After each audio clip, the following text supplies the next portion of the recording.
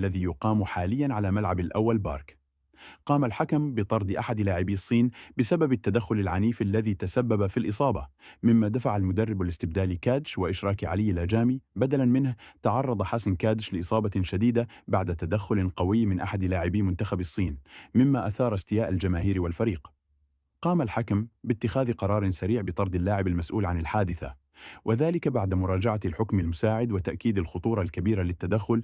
قام المدرب بإجراء تغيير فوري بإشراك علي لجامي مكان كادش، محاولا الحفاظ على توازن الفريق واستكمال المباراة بأفضل طريقة ممكنة. وأعربت إدارة الفريق عن قلقها بشأن الحالة الصحية للاعب، مؤكدة على ضرورة توفير أفضل رعاية طبية له خلال الفترة القادمة. أثرت الإصابة بشكل كبير على أداء الفريق، حيث اضطر المدرب لإعادة تنظيم التشكيلة والتكتيكات لملء الفراغ الذي تركه كادج. ومع ذلك واصل الفريق الأداء بكل حماس، محاولا تحقيق النتيجة الإيجابية في المباراة المهمة ضمن تصفيات كأس العالم.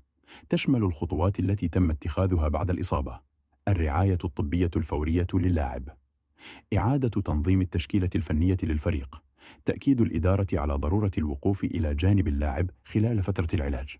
تعد هذه الحادثة تذكيرا بضرورة الاهتمام بسلامة اللاعبين واتخاذ الإجراءات اللازمة لضمان حماية جميع المشاركين في المباريات.